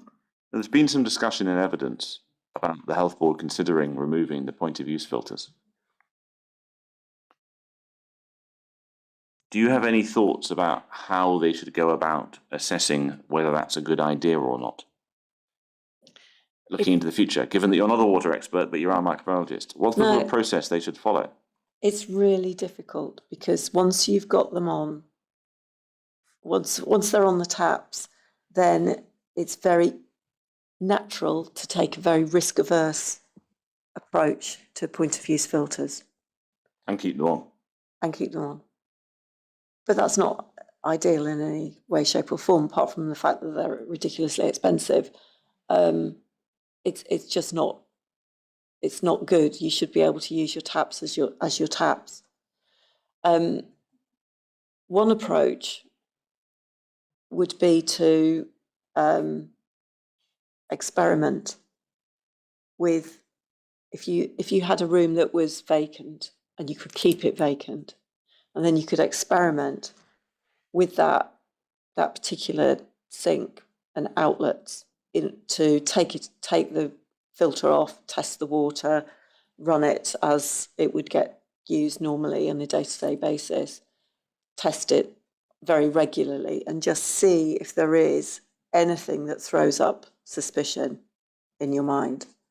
And that would provide assurance or reassurance that there is potentially a way to remove the filters, but you might have to go through that process for more than one room before you gave yourself total confidence that was the best thing to do. The other approach might be to take a less of a risk averse approach, take them off, so that you're confident that your water is safe. That's a really difficult thing to do. Might another approach be to test in vast quantities, repeatedly, all over the hospital over many years, and hope to reduce the number of out of specification results to low single figure percentages? Yes, over many years is the daunting part of that, isn't it? To maintain that. Once you've got the system under control, once the chlorine dioxide is fully functional, which I would hope it would be by now, you shouldn't need to do that, because once the system is safe, you should be able to some extent to revert to testing your augmented care areas and not everywhere, and doing a much more targeted approach with some central testing as well. Do either of you have any advice as to how one would carry out such a decision-making process in a way that would provide assurance to people who might be anxious about the water system? Given the opinion you've just reached, how would NHS Greater Glasgow and NSS and the other agencies involved reassure the public, the patients and the staff that it was all right to remove filters if they'd carried out one of these exercises you described? How would you communicate that? I think you'd have to very much share data. So it's not enough just to say we've tested it and it's safe. You need to share some of the data so that you can demonstrate in visual aids of graphs and so on that actually the level of contamination has come right down. I think the more communication that you can do with the public and the staff, the better, but it would have to be backed up with visual aids, infographics, whatever that would look like, in order to demonstrate that you can evidence that decreased risk, but also to plan and state what you're going to be doing further onwards to keep it safe, and not just it's safe this moment. That we're going to take all the point of use filters off. We're not going to do any more testing. You have to lay that all out to give people confidence that going forwards they know that if there is a problem, it will be detected early and action will be taken. Dempster, do you have any thoughts about this? No, I'm saying no, but yes. It also would be easier to start in probably the lower risk areas. To start, you would work. I would look at removing filters if they're still trustworthy. I don't know if they're still across the whole board or not, but you could remove them in different areas to start with. Right. My Lord, I think I have asked all the questions I think I need to ask, but I'm conscious that these are the last two witnesses and it's 10 to 4. And I wonder if we might break so that I see if any of my colleagues have questions and perhaps renew at about 5 past. Right. Well, we'll do just that.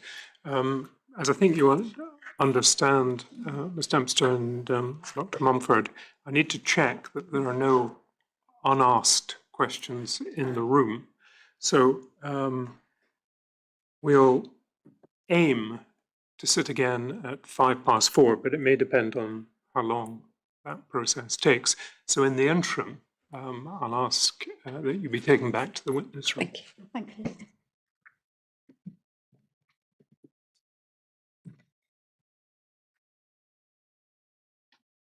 Please stand.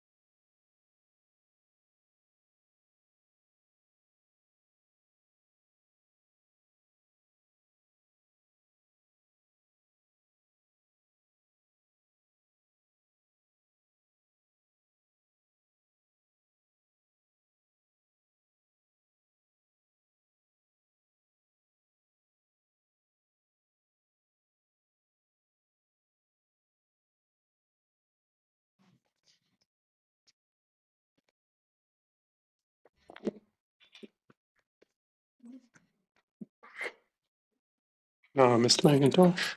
Well, I have around about 20 questions from my colleagues.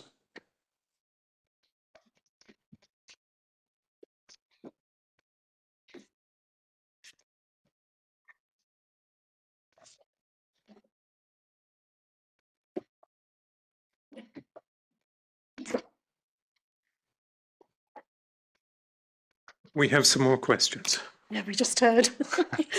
So the first question arises, I think, for Dr. Mumford. It relates to returning to the question of what's in the data set that you receive from Greater Glasgow and Clyde of bloodstream infections, and particularly what is tagged 2A, 2B, 4B, 6A.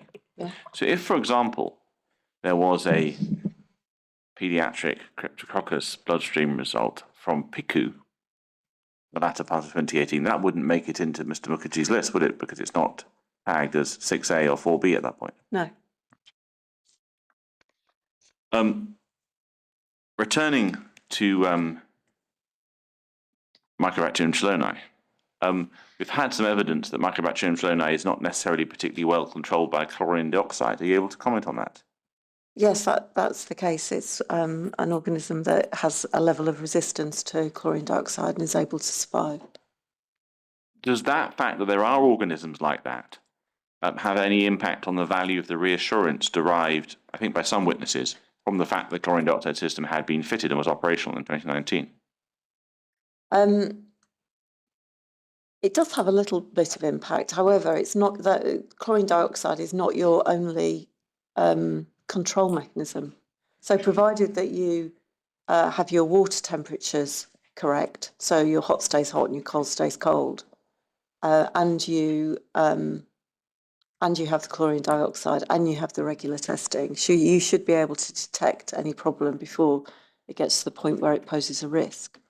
What about the circumstance where you're worried there might be a significant biofilm in your water system and your chlorine dioxide isn't going to control all the organisms and maybe the temperatures won't reach the right points in all places? Is that not a concern then? That is a concern. Specifically, I've been asked to press you on this.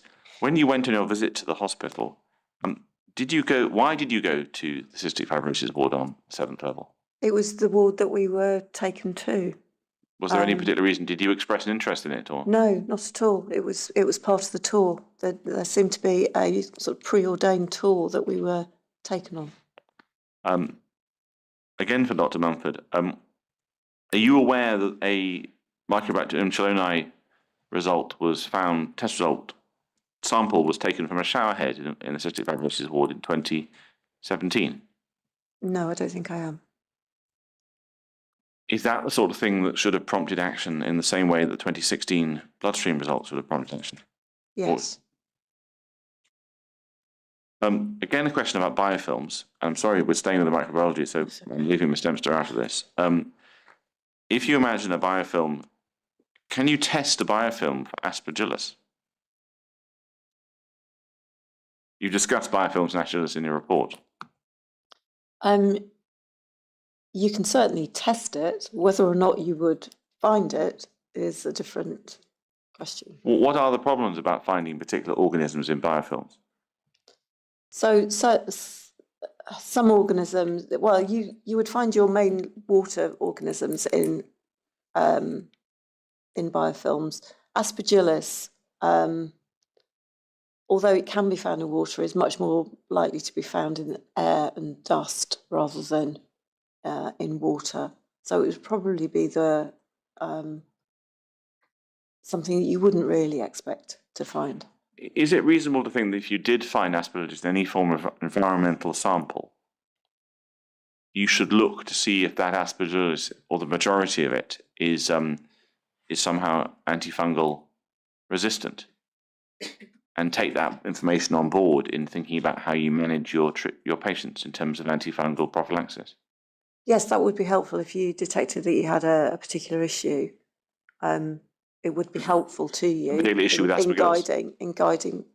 Yes, particularly with aspergillus, because the antifungal treatments are so toxic and have side effects. And if you get the wrong one, it it can make a difference to the individual patient. And then, of course, the infection itself can be devastating. So you want to get that right. Does that involve effectively always checking your Aspergillus samples from the environment to see what they tell you about antifungal resistance? I don't think you would need to always check them. It would depend on the time period over which you were testing, because it wouldn't necessarily change quickly. And then you also get into the question of whether or not you've got different strains of Aspergillus, some which might be more sensitive than others. So you would have to test a selection. But you think it'd probably be useful to do some testing around antibody resistance I think if you had a particular issue, if you had vulnerable patients in a non-HEPA filtered environment, and you had ongoing building work, for instance, outside, that it would be prudent to know what the resistance patterns were in your locality. Thank you. When you went on tour, I'm going to turn to Miss Dempster now because I feel she's missed out. You described going to a series of meetings on the tour with GGC employees, and there's 4 presentations you talked about. Why did you not ask to meet any of the whistleblowers for the purpose of preparing your report? Are you talking about when I went with the independent review? No, when you went with Dr. Mumford and Dr. Walker. We did suggest some people we would like to meet with, and suggested groups of clinicians like the infection control team or management. And then it was GGC who decided who came to the meeting. But why did you not suggest meeting Dr. Peters, for example? We didn't. We did. We did. We asked to speak to both Dr. Inkster and Dr. Peters. And what were you told? We didn't get any feedback. We were just told that these were the meetings that had been arranged.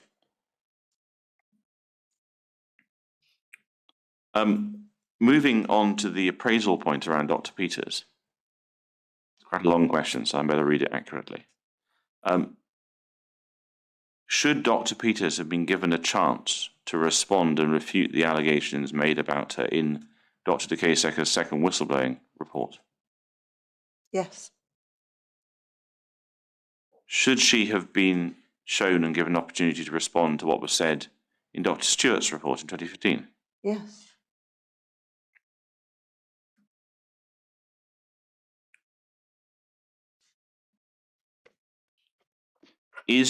Are your observations that someone should have spoken to her about things predicated on the assumption that these 2 reports contain well-founded criticisms?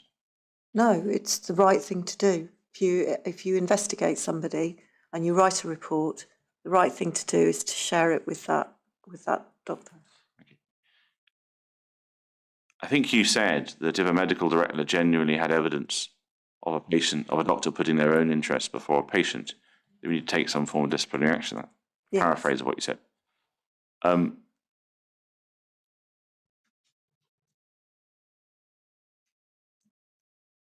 And you then said that you'd seen no evidence of infection of ICDs putting their own interests in favour of that of patients. Have I got that right? Yes, not in any of the, obviously in the reports it was there, but in the documents such as the IMTs and other documents, I didn't see anything. Are you talking about raise that concern? A group that includes Dr. Peters and Dr. Inkster? Yes. In the sense the ICDs you didn't see doing this includes them? Yes. Yes.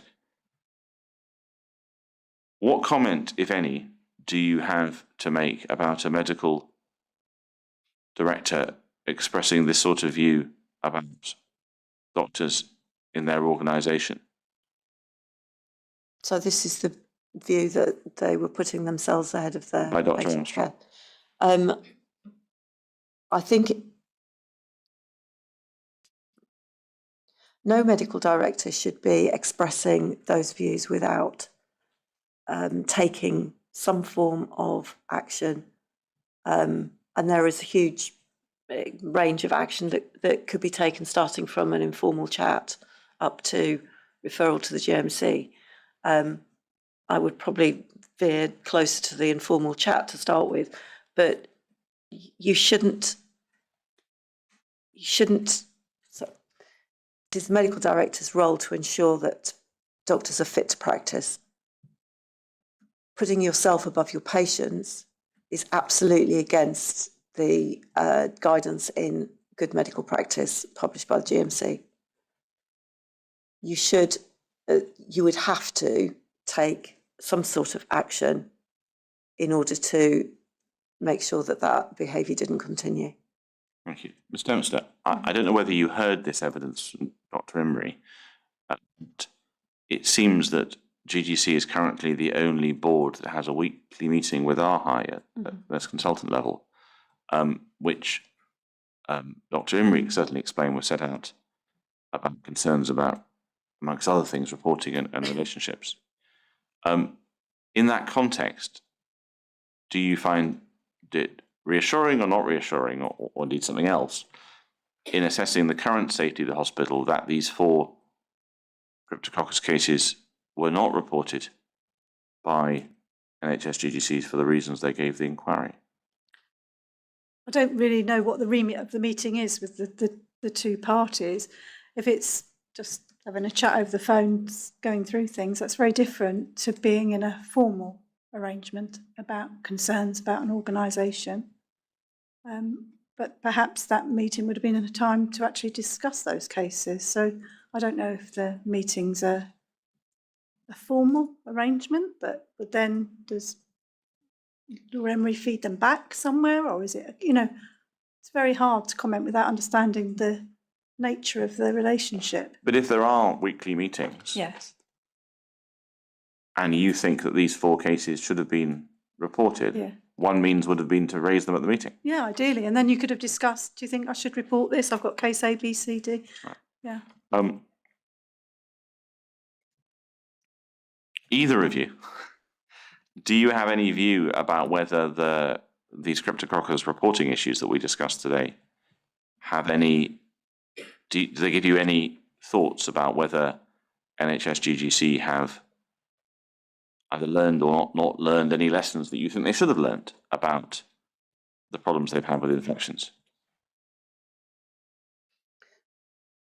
I think there is something about the reporting culture, and what we were discussing earlier about reporting being a good thing rather than a thing that means you're failing.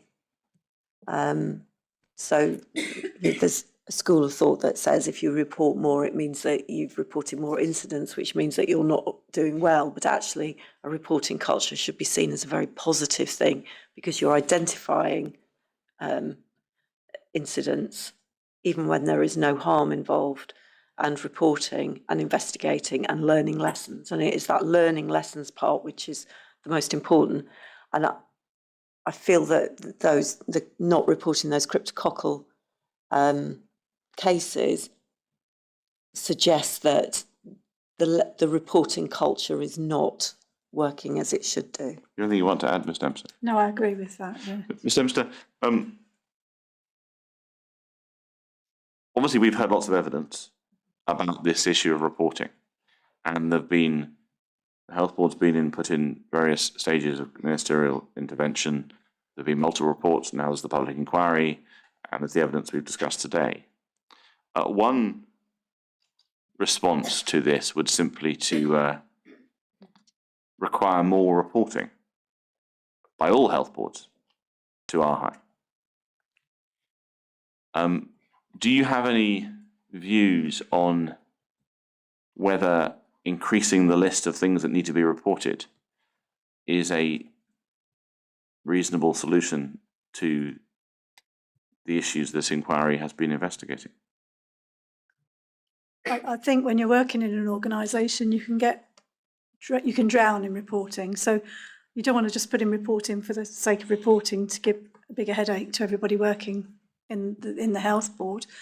But if everybody if you've got a list of certain things that you always report, so perhaps it's appropriate to review what gets reported and then is reported by everybody. In terms of recommendations for this inquiry, should we be in any way nervous about encouraging, mandating rather than encouraging, a greater proportion of infections to be reported to RHI, from your point of view, as a senior nurse consultant in a neighbouring jurisdiction?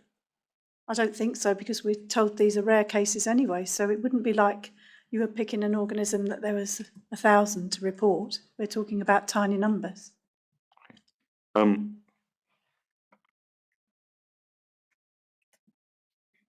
Dr. Mumford, I think you've already answered part of this, but what sort of changes do you think are needed at NHS Greater Glasgow to improve the culture of reporting in the way we've just been discussing?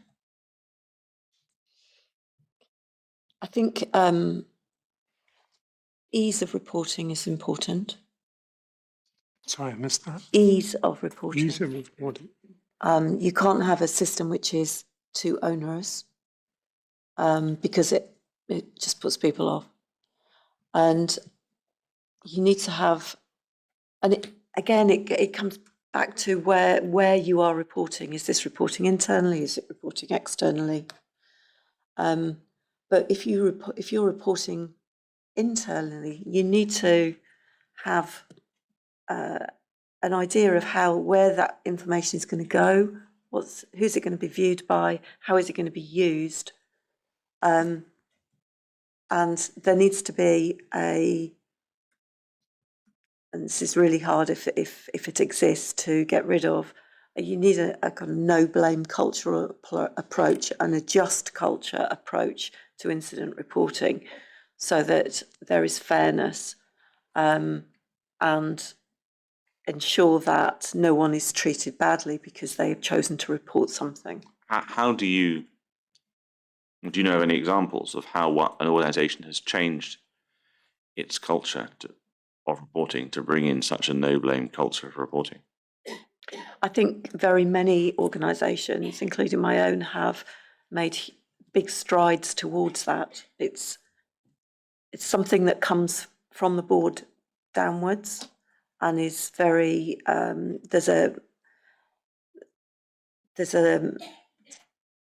will exist still a culture amongst certain groups of staff who believe that there is a blame, and they're still nervous about reporting because they believe and they don't take in whenever you talk about a known blame culture until they've experienced it, until they've been involved in an incident investigation or some sort of look back where actually nobody gets the blame, and what you do is pull out learning. So you don't identify who it was that did something wrong, but you pull out why did it happen, how did it happen, and what can we do to prevent it happening again.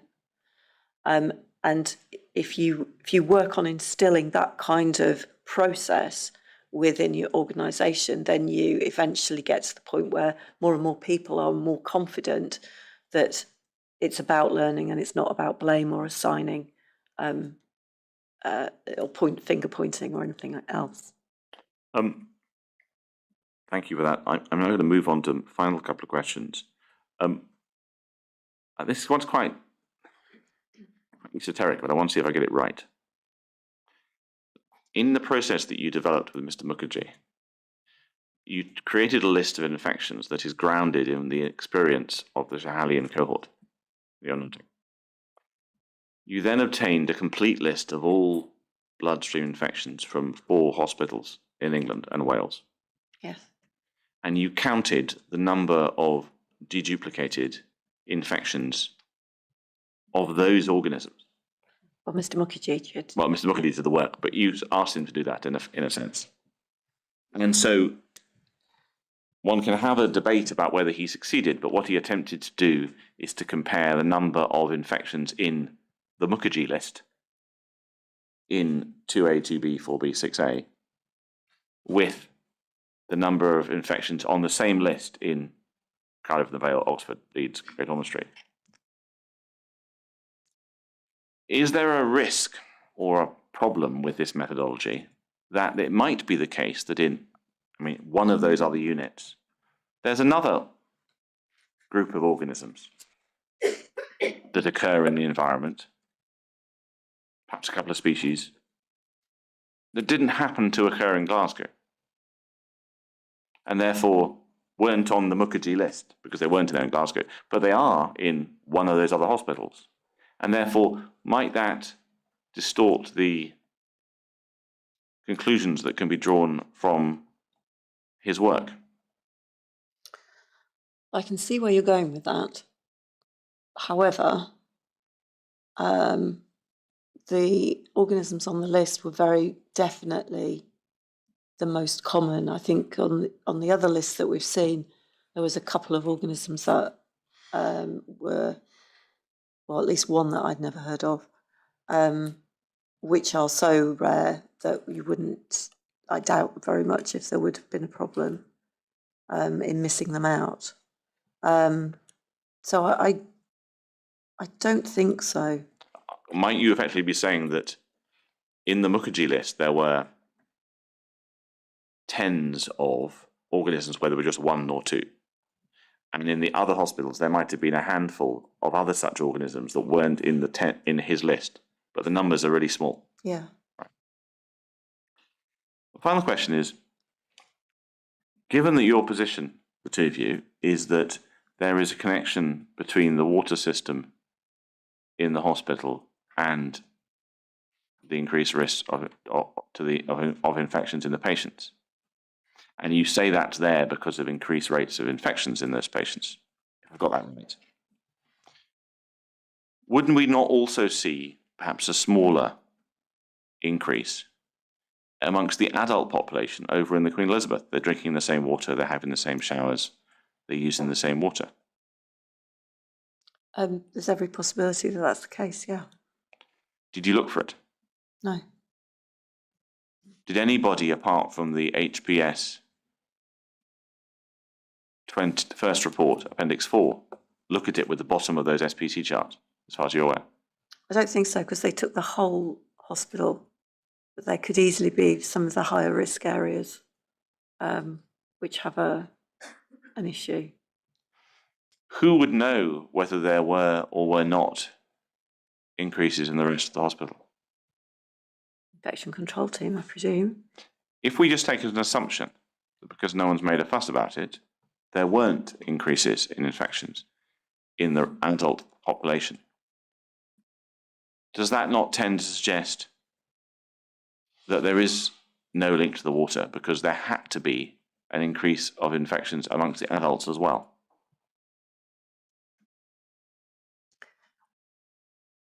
Well, the children in the Schiehallion unit are by far the most vulnerable group of patients, apart from perhaps the neonatal intensive care unit, but they don't tend to use the water. Remember your voice at the moment. Sorry, in the hospital, and so that's going to be your marker, is that they are the most vulnerable patients. You may have infections at a much lower rate, which are not causing concern because they're not seen repeatedly as they were in the Schiehallion unit. So it's possible that there are infections there, just people wouldn't draw them to our attention. Yeah. But they were added, sorry I've interrupted, but they, HPS did add those organisms in appendix whatever of the National Infection Control Manual to say, look at these. Yes. So they weren't But just what I'm for putting children, they were for look at everybody. what's putting, Mr. Dempster, is that what's your view on the merits of this argument that the absence of complaint, concern about waterborne infections amongst adult patients in the hospital means that it somehow undermines the conclusion that there was a link between the water and the infections in the paediatric hemato-oncology population? Do you have a view on that? Well, I think it was as Sarah said, we didn't look at that data, but there could be infections in that group. But the lack of complaint about them, if they were very sporadic but still occurred, would not undermine the argument, I don't think. Why not? because just because somebody didn't complain about it doesn't mean it wasn't happening. Just going to glance at the rest of the room, my lord, in case anyone is bouncing up and down. I think I have no more questions for these witnesses. I think you're entitled to draw that conclusion. Ms. Dempster and Dr. Mumford, thank you very much for your attendance and answering questions today and yesterday. But thank you very much for all the work that went behind that, including the reports. But as far as oral evidence at this hearing is concerned, you're free to go. Thank you. Thank you very much.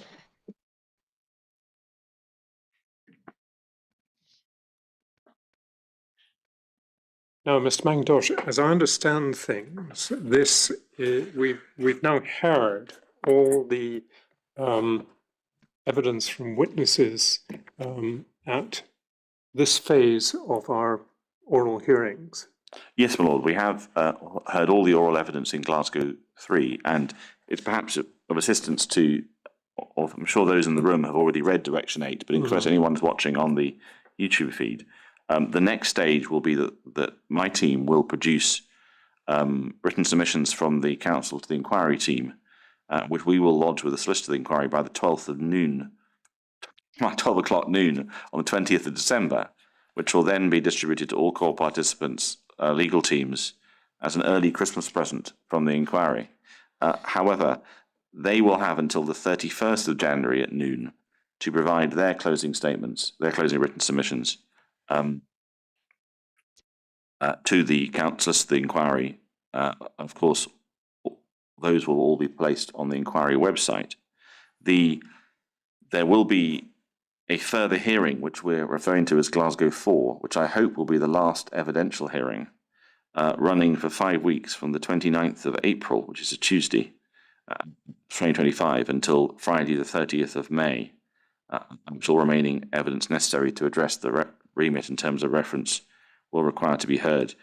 There's other dates in the Direction 8, but those are the ones that seem important for me to make clear at this stage. Thank you, Ms. McIntosh. If I could take the opportunity of just highlighting two other points that are addressed in the Direction 8. The first is paragraph 1, which I have no longer an intention to produce a Glasgow interim report. There will be a report in relation to Edinburgh, but which will be an interim report as interim report is defined in the Inquiries Act of 2005. But I don't intend to produce an interim report in relation to the Glasgow hospitals. Rather, there will be one further final report which will address that. Now, the other point I draw attention to is raised in paragraph 5 of Direction 8, and that is that I left open the possibility of an oral hearing following receipt and consideration of the closing statements by counsel to the inquiry and court participants.